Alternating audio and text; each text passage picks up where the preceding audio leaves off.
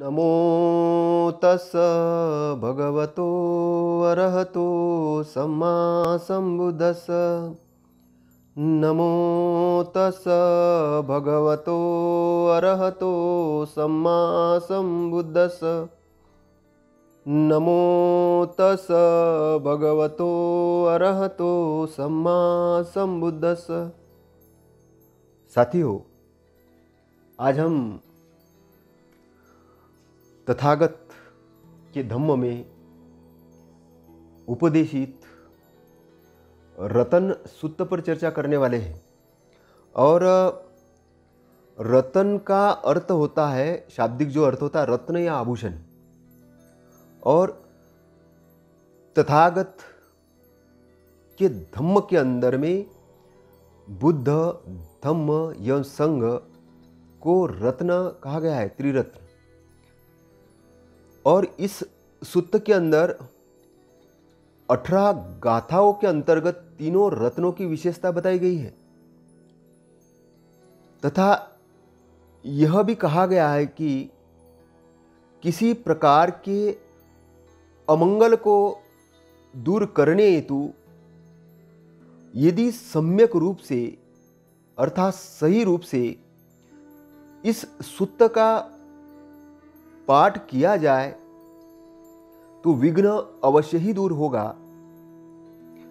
साथ ही इस सूत्र की गाथाओं के द्वारा न सिर्फ बौद्धों का कल्याण होगा, बल्कि संसार के सभी प्राणी मात्र के लिए ये गाथा, ये वचन कहे गए हैं और इन वचनों के द्वारा उनका कल्याण हो, ऐसी भावना व्यक्त की गई है। क्योंकि जो रिजल्ट आता है उसके पहले भावना होती। अगर इंटरनल भावना परिवर्तित हो जाए तो बाहर के रिजल्ट भी परिवर्तित हो सकते हैं।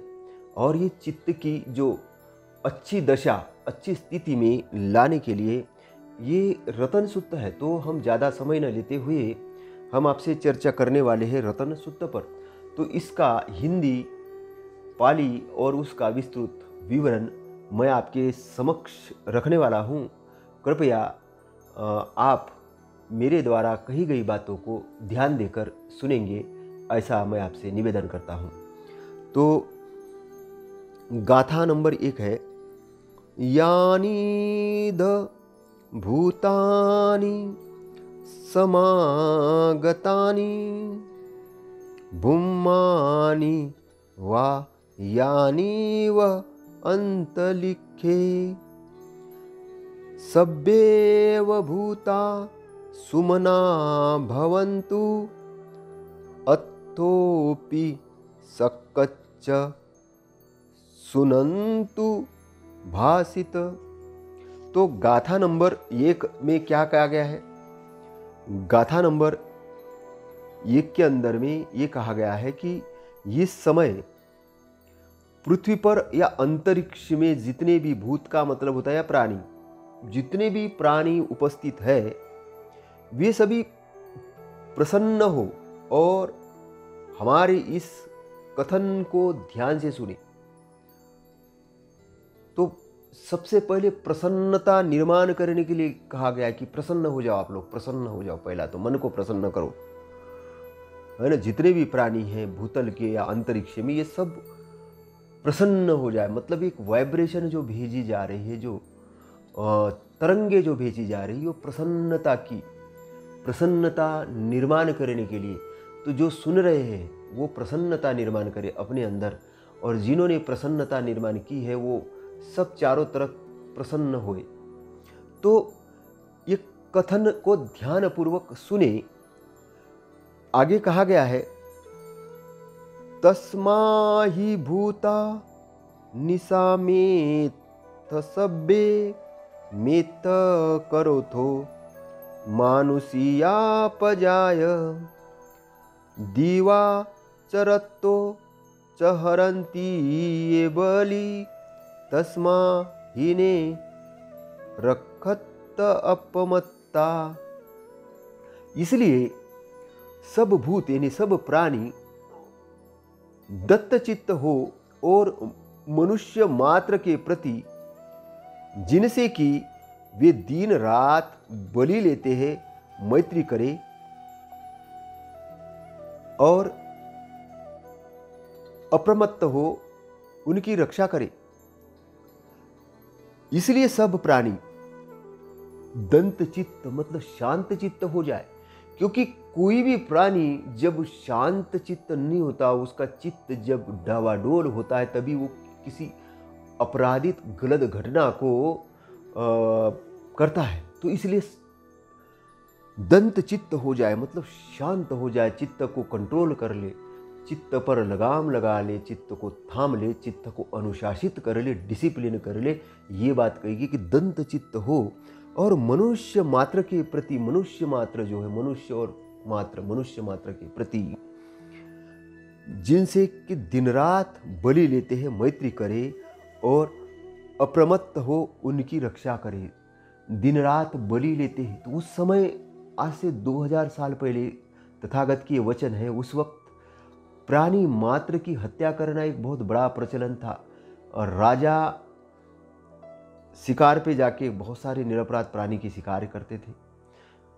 यज्ञों के अंदर में ईश्वर को, भगवान को खुश करने के लिए कई मुखबगीर जानवरों की बलि दी जाती थी और इवन द्वेषाद्वेष में एक इंसान दूसरे को भी हानि पहुंचाता था। तो इसलिए ये गाथा का महत्व है। इस गाथा में जो कहा गया कि सब प्राणी दंत चित्त हो, दंत चित्त मतलब शांत चित्त हो जाए और मनुष्य मात्र के प्रति जिनसे कि वे दिन रात बलि लेते हैं मैत्री करे। जब मैत्री करेंगे तो बलि लेने की जरूरत नहीं पड़ेगी, मैत्री करेंगे तो शांति का वातावरण निर्माण होगा। तो इंटरनल मैत्री को जगाना है। फर्स्ट गाथा, पहली गाथा प्रसन्न होने के बारे में है, दूसरी गाथा मैत्री को जगाने के बारे में, अप्रमत्त मतलब सावधान होने के बारे में है, चित्त को शांत करने के बारे में है। और जब ऐसा हो जाएगा तो वो रक्षा कर लेगा। तो इंटरनली डेवलपमेंट के बारे में ये रतन सूत्र की सेकंड गाथा है। थर्ड गाथा, ये किंची वित्त इथवा हुरमा सग्गे सुवाय रतन पनीत ननो सम अत्थि तथागतेन इम्पम्मि बुद्धे रतन पनीत ये तेन सच्चेन सुवंती होन्तु। तीसरी गाथा कहती है, इस लोक में या दूसरे लोकों में जो संपत्ति है, इस लोक या दूसरे लोकों में जो संपत्ति है, उस वहां सगेसु वा या रतन पनित।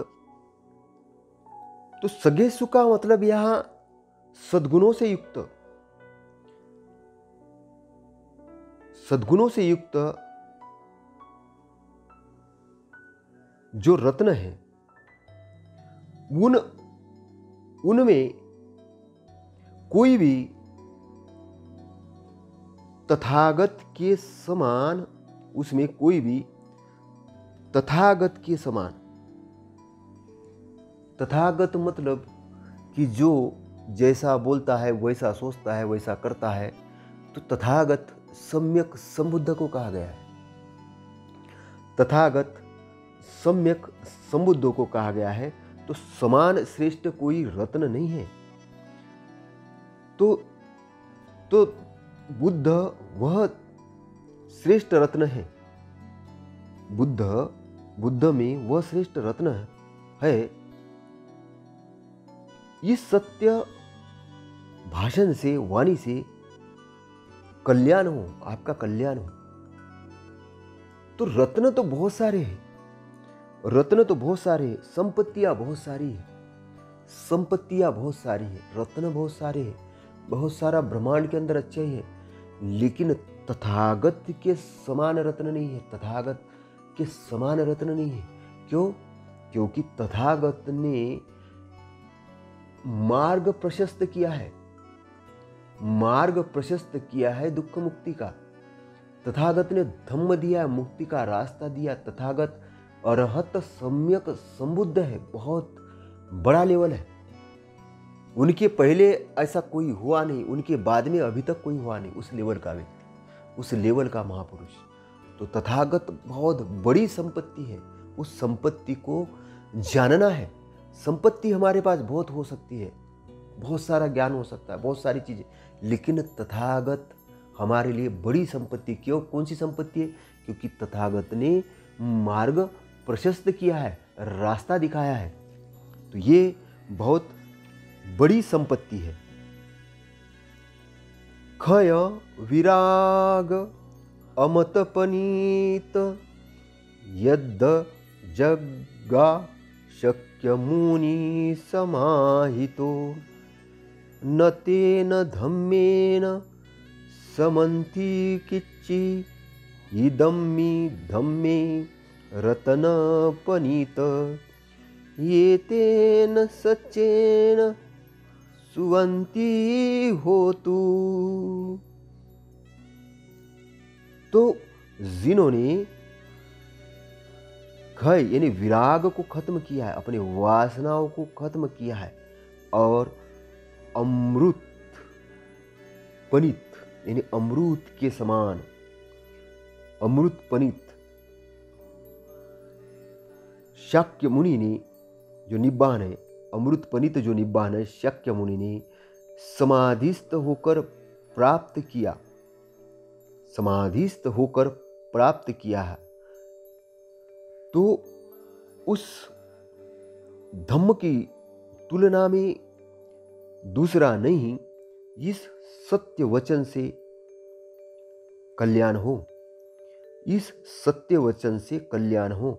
एक धम्म रतन, धम्म का रतन है जो विराग अमत पनित, अमृत के समान पनित।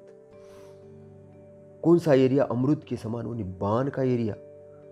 समाधिस्थ होकर जाना उसके वहां तक पहुंचने का उपदेश दिया।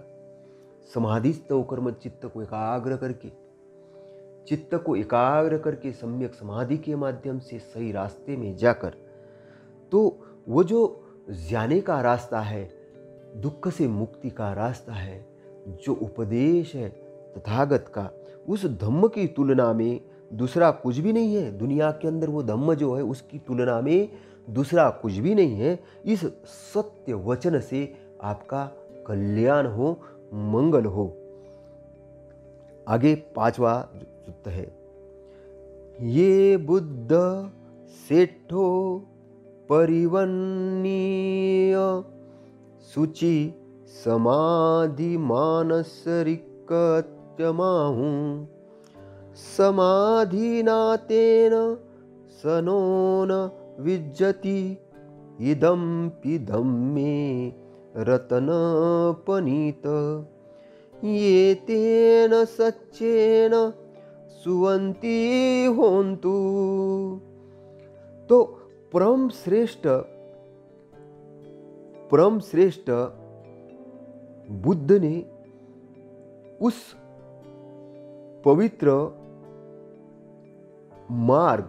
पवित्र मार्ग समाधि का उपदेश दिया है, जिसके बाद ही अनायास फल समाधि की प्राप्ति होती है। फल समाधि, फल यानी रिजल्ट। उपदेश देना, एक चीज के बारे में बताना और उसका रिजल्ट प्राप्त करना। एक बारे में बताना, उसका रिजल्ट प्राप्त करना, दोनों में अंतर है। तो जिस मार्ग के बारे में तथागत ने कहा, जिस उपदेश तथागत ने दिए, जो उपदेश तथागत ने दिए, उस मार्ग पर जाकर उस पवित्र समाधि यानी एकाग्र चित्त की समाधि, समाधि का मतलब है एकाग्र चित्तता, सही डेस्टिनेशन के लिए। तो उस मार्ग में जब व्यक्ति चलता है, इंसान चलता है, श्रावक चलता है, श्रमण चलता है, जाता है, और उसको वो फल प्राप्त होता, समाधि फल अनायास, अचानक। फल अनायास होता है। क्योंकि आप ये कहेंगे कि फल मुझे अभी मिले, ऐसा नहीं है। आप बीज डालेंगे, जमीन में आप बीज डालेंगे, पानी देंगे, पौधा आएगा, और पौधा आएगा, फूल खिलेगा, फिर बीज, फिर फल आएगा, फिर उसमें फल में बीज लगेंगे। तो बीज डालने का और फल आने में अंतर है। फल आने में अंतर है, फल आपका रिजल्ट है। तो समाधि का फल क्या है? निब्बान का एरिया, शांत प्रिय एरिया, अमृत पथ का क्षेत्र, उस क्षेत्र का फल इंटरनली हैप्पीनेस, इंटरनली शांत चित्त, इंटरनली हवामंडल, इंटरनली मनोहर दृश्य। मनोहर का मतलब वो नहीं, मनोहर का मतलब कि आनंदमय। वो जो एरिया के अंदर में आप, टाइमलेस एरिया के अंदर में आप एंट्री जाते हो, और वो जो आपको हाईएस्ट हैप्पीनेस मिलता है जब आपका चित्त शांत हो जाता है, मन प्रफुल्लित हो जाता है, और सारा ब्रह्मांड की अच्छाई आपके अंदर आ जाती है, वो क्षेत्र। तो वो समाधि फल अनायास प्राप्त होती है। उस समाधि के समान दूसरी कोई चीज नहीं है, उस समाधि के समान दूसरी कोई चीज नहीं, क्योंकि वो जो हाईएस्ट हैप्पीनेस जो आपको मिलता है, उसके समान दूसरी कोई चीज नहीं है। उस बात से, उस भाषण से, उस वाणी से आपका कल्याण हो। आगे 6वें नंबर का सूत्र है, ये पुग्गला अट्ठ सत पस्सथा चत्तारि एतानि युगानि होन्ति, ते दक्षिणेया सुगतस्स सावका, एतेषु दिन्नानि महफलानि, इदम्पि संगे रत्नपनीत, ये तेन सच्चेन सुवंती होन्तु। संत जनों में जो प्रशंसित जो 8 प्रकार के व्यक्ति हैं, उनके 4 युग्म यानी जोड़े होते हैं। तो 8 प्रकार के किस तरीके से व्यक्ति? जो सोतापत्ति मग्ग के अंदर है, मार्ग के अंदर में है, और जिन्होंने सोतापत्ति यानी श्रोतापत्ति फल प्राप्त कर लिया है, एक युग्म हो गया, मतलब 2 हो गए। एक उस रास्ते पर चलने वाले, दूसरे उस रास्ते पर चलकर उसका रिजल्ट प्राप्त करने वाले, तो एक युग्म हो गया।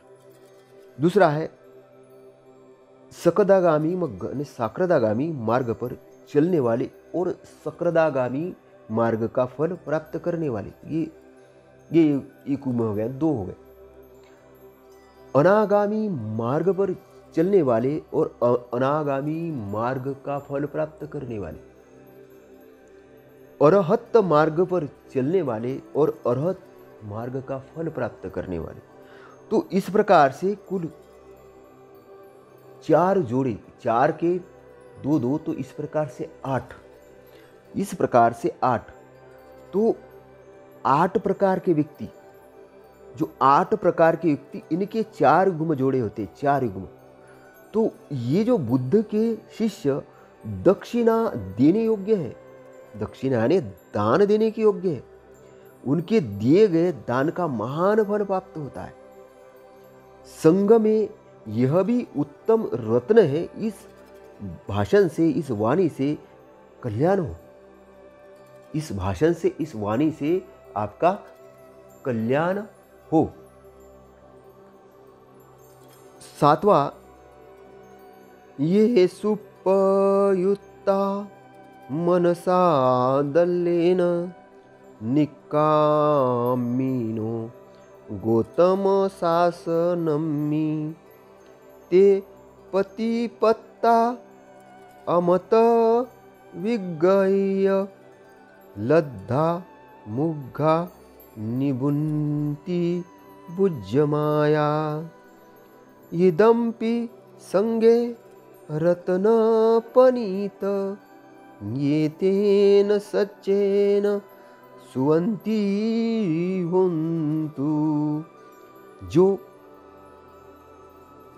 तृष्णा रहित हो दृढ़ चित्त से तथागत के धम्म में ऐसे लग गए हैं कि जो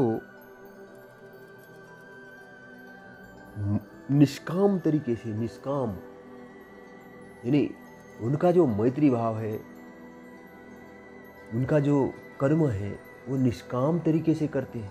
निष्काम तरीके से मतलब कि ब्रह्मांड के अंदर में सारे प्राणी मात्र के लिए कल्याण की कामना करते हुए, कल्याण की भावना करते हुए, मन से अच्छे विचार करते हुए, मन को प्रफुल्लित रखते हुए तथागत के धम्म में लग गए हैं। और तथागत के धम्म में लगने के कारण अनायास ही उन्होंने अमृत पद को प्राप्त किया, अर्थात पेट कर लिया मतलब उसके अंदर इंटर कर लिया।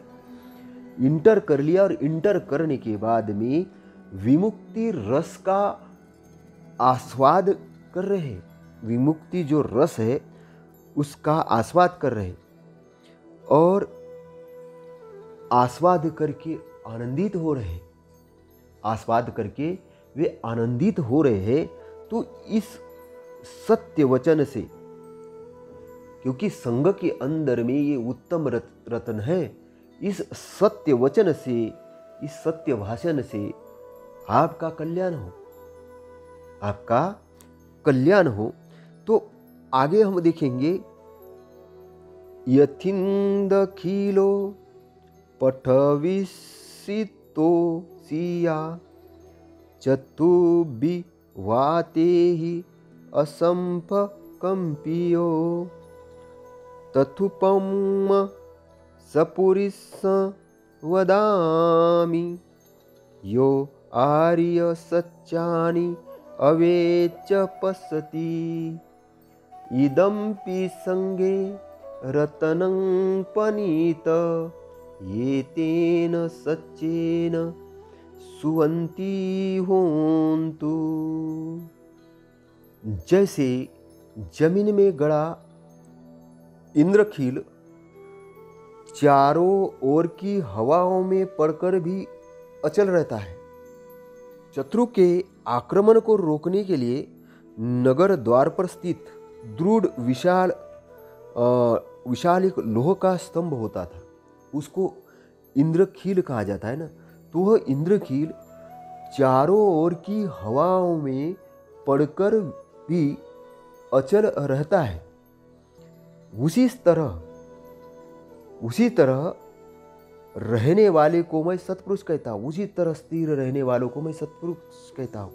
तो यहाँ पर हवा क्या है? हवा यानी जो आपको किसी ने द्वेष के वक्त कुछ बोल दिया, द्वेष के आवेग में आके, लोभ के आवेग में आके, क्रोध के आवेग में आके दुर्वचन बोल दिए, कुछ गलत आक्षेप लगाया, उसके बाद आप अंदर से आंदोलित नहीं हो रहे हो, अंदर से अपने को हिला नहीं रहे हो, आप स्थिर हो, आपको अस्थिर करने की कोशिश कर रहा। सामने वाला आपको क्रोध दिलाने की कोशिश कर रहा, लेकिन आप क्रोधित नहीं हो रहे हो।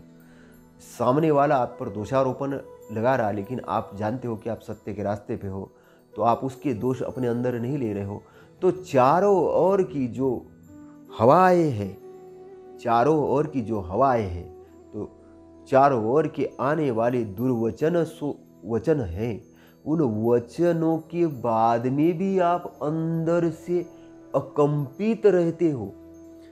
उन दुर्वचनों के बाद भी आप अकंपित रहते हो, वो सत्पुरुष है, उसको मैं सत्पुरुष कहता हूं। जिसने आर्य सत्यों का ज्ञानपूर्वक दर्शन कर लिया है। आर्य सत्य, चार आर्य सत्य क्या है? दुख है तो दुख का कारण है, दुख का निदान है तो निदान का मार्ग है। तो ये चारों का दर्शन कर लिया मतलब जान लिया, दर्शन ने देख लिया उसको, चारों आर्य सत्य को पढ़ने लिया, देख लिया, समझ लिया कि दुख क्या है, दुख का कारण क्या है, दुख का निवारण क्या है और निवारण का मार्ग क्या है। चारों को समझ लिया और जब चारों को समझ लिया, उसका दर्शन कर लिया, तो वो इंसान इंद्रकील के समान हो जाएगा, इंद्रकील के समान हो जाएगा और वो अकंपित रहेगा। उसको मैं सत्पुरुष कहता हूँ, उसको मैं सत्पुरुष कहता हूँ।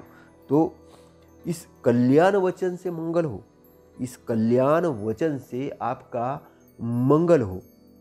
ये आर्य सत्यानि विभावयन्ति गंभीरपज्ञेन सुदोत्थितानि किच्चापि ते होन्ति बुस्सपमत्ता न ते भव अट्ठम आदियन्ति इदम्पि संगे रत्नपनीत ये तेन सच्चेन सुअत्थि होन्तु। तो गंभीर प्रज्ञ बुद्ध द्वारा उपदेशित आर्य सत्यों का जिन्होंने दर्शन कर लिया, आर्य सत्यों का जिन्होंने दर्शन कर लिया, वे आठवां जो है भव मतलब होता है कि आवागमन, 8 बार से ज़्यादा आवागमन नहीं कर सकते धरती पर, चाहे वे अभ्यास करने में उतने तत्पर भी न हो, चाहे वे अभ्यास करने में उतने तत्पर भी नहीं हो। तो आवागमन से मतलब यहाँ पे कि अप्रमाद में पड़ गए, लेकिन 4 आर्य सत्य का उन्होंने दर्शन कर लिया, 4 आर्य सत्य का उन्होंने दर्शन कर लिया। अरहत पद प्राप्ति की बात हो रही है, अरहत पद प्राप्ति की, अरहत पद। तो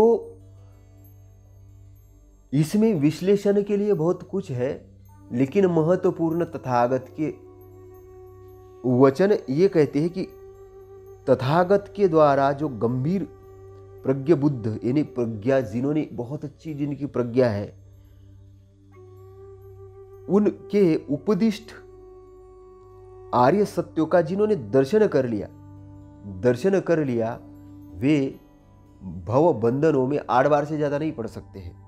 तो ये श्रोतापन्न की अवस्था के अंदर में इंटर हो चुके लोगों के लिए है कि कम से कम उन्होंने दर्शन करने के बाद में श्रोतापन्न अवस्था में वो आ चुके, इंटर कर लिए, मतलब दुख के बंधन से छुटकारा निश्चित हो गया है। बस वो अपने गति को और गति अगर प्रदान करेंगे तो वो जल्दी से मुक्त हो जाएंगे, लेकिन वो गतिहीन रहेंगे, प्रमाद में पड़े रहेंगे। लेकिन दर्शन कर लिया तो भी वो 8 बार, मतलब कहने का मतलब कि गई से गई अवस्था के अंदर भी वो आने वाले समय में अरहत हो जाएंगे, ऐसा इसका उल्लेख है। लेकिन इसका मतलब ये नहीं कि प्रमाद में पड़े रहो, इसका अर्थ ये नहीं है। इसका अर्थ ये है कि आपको कम से कम तथागत के धम्म को जानकर 4 आर्य सत्य को जानना चाहिए, समझना चाहिए, ताकि आपकी मुक्ति हो सके। ये इसके पीछे का मीनिंग है। मरने के बाद क्या होगा, भवबंधन होगा, ये होगा, इस पर तथागत ने ज्यादा व्याख्यान नहीं दिया है, लेकिन एक संभावना व्यक्त की गई है उनके भिक्षुओं के द्वारा। लेकिन तथागत ने तो ऐसा वचन नहीं कहा है कि ऐसा होगा वैसा होगा, इस पर तथागत ने ज्यादा व्याख्यान नहीं दिया है। तो ये उनके भिक्षुओं द्वारा लिखा गया वाक्य है। लेकिन धम्म के माध्यम से अगर बताना चाहे कि तथागत के उपदेशित धम्म के अंतर्गत में 4 आर्य सत्य का जो दर्शन कर लेता है, जान लेता है, समझ लेता है, वो दुख से मुक्त हो जाएगा, अर्थात अरहत पद की प्राप्ति उसको हो जाएगी। इसका ये कहने का अर्थ है। सहावस दशन संपदाय तयस्सु धम्मा जहिता भवन्ति सक्काय दिट्ठि विचिकित्सा तज्ज शीलबत्तवापि यदत्थि किच्चि चचुअपाये च विपुमुत्तो च चाभिठानानि अभबोकातु इदम्पि संगे रत्नपनीत ये तेन सच्चेन सुअंति होतु। तो दर्शन प्राप्ति के साथ 3 संयोजन यानी बंधन छूट जाते हैं। सत्काय दृष्टि मतलब नित्य आत्मा का विश्वास कि आत्मा है, हमारा आत्मा ऐसा वैसा, तो ये आत्मा में विश्वास का छूट जाता है। विचिकित्सा यानी संशय किसके प्रति? बुद्ध, धम्म और संघ के प्रति संशय भी छूट जाता है। और उसके साथ साथ में शीर्वत परामर्श यानी नाना प्रकार के व्रतों के कर्मकांड से चित्त शुद्धि की प्राप्ति में जो विश्वास था वो भी खत्म हो जाता है। कर्मकांडों से चित्त की शुद्धि नहीं होती है। नाना प्रकार के जो कोई यज्ञ में कुछ डाल रहे हैं, तो कुछ नदी में नहा रहे हैं, तो कुछ ये कर, इससे नहीं होगी कोई। तो चित्त शुद्धि का मार्ग अलग मार्ग है, ये भी पता चल जाता है। और चारों दुर्गतियों से मुक्त हो जाता है। 6 घोर पापों का आचरण कभी नहीं कर पाता। यह भी संग में उत्तम रत्न है। इस भाषण से कल्याण हो। तो चारों दुर्गतियां का एक परिणाम आता है। तो कर्म का परिणाम जो आता है तो उसमें क्या होता है कि दुर्गतियों का मतलब है, चारों दुर्गतियों का मतलब है कि अकुशल अवस्था में उसका चित्त नहीं जा पाएगा, वो इंटर नहीं कर पाएगा। उसका जो विज्ञान है, उसका जानना है, गलत भव के अंदर में इंटर नहीं करेगा। मतलब वो अपने आप को संभाल लेगा, अपने आप को अच्छाई के मार्ग पर लगा लेगा। उसकी दुर्गति कभी नहीं हो सकती। ये है, यही है ना, कि सदगति और दुर्गति की बात तथागत कहते हैं, उससे आगे की बात नहीं कहते हैं। वो सदगति और दुर्गति की बात कहते हैं, उससे आगे की जो बात है वो भिक्षुओं द्वारा बाद में उसमें लिखा गया है। तथागत ने अपने वचनों के अंदर में केवल सदगति और दुर्गति की बात की, उससे ज़्यादा वो चुप रहे, उससे आगे वो चुप रहे, वो सदगति और दुर्गति की ही बात करते हैं। तो ये जानने वाली बात है। और 6 प्रकार के पाप वो कभी नहीं कर सकता, मतलब अपनी माता पिता को कभी कष्ट नहीं दे सकता है। अरहत यानी विद्वान व्यक्ति को कभी कष्ट नहीं दे सकता है। और बुद्धिमान को चोट नहीं, बुद्ध को चोट नहीं पहुंचा सकता। ऐसा भी कहा गया क्योंकि ये संघ के लिए कहा गया, और संघ में फूट नहीं डाल सकता। इस प्रकार के वो विघ्नों से या पापों से वो दूर हो जाता है, मुक्त हो जाता है। तो ये संघ के लिए उत्तम रत्न है। संघ के लिए बात कही गई है, संघ के लिए ये बात कही गई है। इस सत्य वचन से आपका कल्याण हो, मंगल हो। आगे किच्छापि शोकम करोति पापक कायेन वाचा उदचेतसा वा अभबोसो तस् पठिच्चदाय अभबत्ता दिट्ठपदस उत्ता इदम्पि संगे रत्नपनीत ये तेन सच्चेन सुअति होन्तु। यदि आया वाचा या उदचित्त सावा, उद चित्त सा वा या चित्त के माध्यम से, काया वाचा या चित्त के माध्यम से कोई अकुशल कर्म हो जाए तो परम दृष्टा उसे छिपाता नहीं। यह बताता है कि निर्वाण दर्शी के लिए कुछ रहस्य नहीं रहता। निर्वाण जो दर्शी है निबान के एरिया के अंदर में, उसके लिए कोई छुपाने वाली बात नहीं रहती, कोई रहस्य नहीं रहता। संघ में ये उत्तम रत्न है। संघ के अंदर में, संघ के अंदर में जब बैठकें होती थी, उस बैठक के अंदर में काया से, वाचा से या चित्त से जिसके भी अकुशल होते हैं, अकुशल सोचते हैं, अकुशल बातें होती है, उसको वो संघ के सामने रखता था। जब संघ की बैठक होती थी, उसका संघ के सामने उसको रखता था, वो कुछ छुपाता नहीं था। और जब अरहत भिक्षु रहते थे, वो अरहत भिक्षु या ज्ञानवान भिक्षु, वो अपने जो अधीनस्थ जो भिक्षु है उनको मार्गदर्शन करते थे। तो वो निर्वाणदर्शी, उसको निर्वाण के निब्बान के दर्शी कहा जाता है कि निब्बान की तरफ जाने वाला व्यक्ति, वो अहंकारवश नहीं कि मैं तो सब कुछ जानता हूँ, मैं सब कुछ, वो अपनी गलतियों को भी बताता कि ऐसा ऐसा हुआ है, मुझे क्या दुरुस्त करना चाहिए, क्या नहीं करना चाहिए, तथागत के सामने बताते थे। तथागत के जो संघ के जो विद्वान भिक्षु थे उनके सामने भी संघ के अंदर ये चीज़ें होती थी, और इसीलिए संघ के अंदर में ये उत्तम रत्न है। इस सत्य भाषण से, इस सत्य संभाषण से आपका कल्याण हो, ऐसा इसमें कहा गया है। वनपगुम्भे यथा फुस्सितज्ञे गिम्मानमासे पठमसि गिम्मे तथुपम धम्मवरो अदेशयि निब्बानगामि परमहिताय इदम्पि बुद्धे रतनपनीत ये तेन सच्चेन सुवंती होन्तु। तो बसंत ऋतु के प्रारंभ में वन प्रगुल्भ प्रफुल्लित हो जैसा सुंदर हो जाता है, वैसे ही सुंदर धम्म यानी श्रेष्ठ धम्म का उपदेश बुद्ध ने दिया है। वह निब्बान को प्राप्त करता है और परम हितकारक है। तो वसंत ऋतु के प्रारंभ में वन जैसा सुंदर हो जाता है, वैसे ही सुंदर श्रेष्ठ धम्म का तथागत ने उपदेश दिया है, और वो निब्बान को प्राप्त करता है। तो निब्बान का एरिया कैसा है, वैसा ही है, सुंदर श्रेष्ठ अच्छा इंटरनली एरिया है ना। इंटरनली आप दुख के क्षेत्र में होते हो तो आपको चारों तरफ दुख लेकिन दुख को जब आप अतिक्रमण करके निब्बान के एरिया के अंदर इंटर करते हो, ध्यान की अवस्था में या जागृता की अवस्था में, तो जो चक्रमण ध्यान तथागत करवाते थे, जो ध्यान करवाते थे, उस अवस्था में दुख के पार वाली जो अवस्था है, जो निब्बान का एरिया है, जो इंद्रकील के समान दृढ़ता का एरिया है, जो इंटरनली एरिया है, जो हमारे अपना जो अस्तित्व है, जो चित्त की विमुक्ति है, जो प्रज्ञा की विमुक्ति है, वो उससे जो प्रज्ञा की जब शुद्धता हो जाती है, चित्त की जब शुद्धता हो जाती है, वो इंटर करता है उस एरिया में।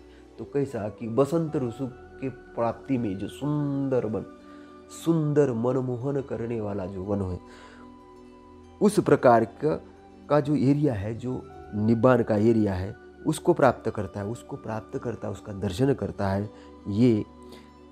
और वो क्या है, परम हितकारक है।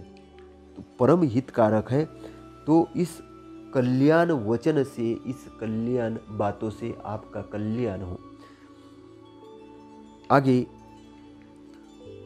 13 नंबर, वरो वरतु वरदो वराहरो अनुत्तरो धम्मवरो अधेशयि इदम्पि बुद्धे रतनपनीत ये तेन सच्चेन सुवति होन्तु। तो श्रेष्ठ निर्वाण के ज्ञाता, निब्बान के एरिया के श्रेष्ठ ज्ञाता, श्रेष्ठ धम्म के दाता, श्रेष्ठ मार्ग के निर्देशक यानी डायरेक्शन देने वाले श्रेष्ठ लोकोत्तर बुद्ध ने उत्तम उपदेश दिया है। तो बुद्ध ने यह भी उत्तम रत्नत्व है, इस सत्य भाषण से कल्याण हो। तो श्रेष्ठ निर्माण के ज्ञाता, ज्ञाता मतलब जानकार है, तथागत श्रेष्ठ निर्माण के ज्ञाता है, श्रेष्ठ धम्म के भी दाता है, उन्होंने श्रेष्ठ धम्म को दिया है, श्रेष्ठ मार्ग के निर्देशक है, डायरेक्टर है। मतलब जो मार्ग है दुनिया के अंदर, उनका ये जो मार्ग है श्रेष्ठ है, धम्म जो है श्रेष्ठ है, निब्बान के ज्ञाता, निब्बान के जानकार है। और श्रेष्ठ लोकोत्तर बुद्ध ने उत्तम उपदेश दिया। लोकोत्तर ने लोक के बाद वाला जो एरिया निब्बान का एरिया है ना, उसके उत्तम उपदेशक, उनके जैसा उपदेशक नहीं है ना। लोक के बारे में, संसार के बारे में तो बहुत लोगों ने जानकारी दी, ऐसा हो रहा, वैसा हो रहा, ऐसा दुख है, वैसा है। लेकिन जो सुख का, शांति का, निब्बान का एरिया है, उसका जो उपदेश दिया, उसके जो ज्ञाता है, उसके जो उपदेशक तथागत, उनका जो दम्म है, उधर ले जाने वाला जो दम्म है, तो ये उत्तम है। तो बुद्ध में यह भी उत्तम रत्न है। इस सत्य भाषण से कल्याण हो, मंगल हो। खिन पुराण नवनति संभव विरक्त चित्ता आयति के भवस्मि ते खीन बीजा अविरुद्धि छंदा निवंति धीरा यथाय पदीपो इदम्पि संगे रतनं पनीत एतेन सच्चेन सुवन्ति होन्तु। सारे पुराने जो कर्म है, वो कर्म कौन से? गलत कर्म। सारे पुराने गलत कर्म जो है क्षीण हो गए। नए कर्म का संचय नहीं होता। कब क्षीण हो गए नए कर्म, इसलिए संचय नहीं होता कि अच्छाई का संचय नहीं होता। अच्छाई का कोई बीज नहीं बनता है, बुराई का बीज बनता है, अच्छाई का बीज नहीं बनता। अच्छाई जाके समाहित हो जाती है अच्छाई के साथ में, उसका बीज नहीं बनता, गांठें नहीं बनती, उसका बंधन नहीं बनता, बुराई का बंधन बनता है। अच्छाई विलीन हो जाती है। अच्छाई ब्रह्मांड स्वरूप है, उसकी गांठें नहीं बनती, उसका बंधन नहीं बनता है ना। तो नए कर्म संचय नहीं होते, मतलब संचय क्या नहीं होते? बंधन नहीं बनते है ना। उसका चित्त जो होता है पुनर्जन्म से विरक्त हो जाता। पुनर्जन्म, पुनर्भव मतलब दुख का निर्मिति नहीं होगी, दुख की निर्मिति नहीं होगी, पुनर्भव नहीं होता। क्षीण बीज हो गया, क्षीण बीज। अब बीज, दुख का जो बीज है वो क्षीण हो गया। तृष्णा से सर्वथा मुक्त हो गए, तृष्णा से सर्वथा मुक्त। उस प्रदीप की तरह निब्बान को प्राप्त, प्रकाशमान होकर निब्बान को प्राप्त कर लिए। तो निब्बान के एरिया का विश्लेषण भी हो रहा है। प्रदीप की तरह निब्बान के एरिया को प्राप्त हो गए हैं। यह भी संघ में उत्तम रत्न है। संघ के अंदर उत्तम रत्न है। तो संघ का जो लेवल था, बहुत बड़ा लेवल था उस समय का। संघ का लेवल उस बहुत बड़ा लेवल था, वो जानते थे हर चीज को, और इसलिए गाथा लिखी है, बड़ी लेवल की गाथा है।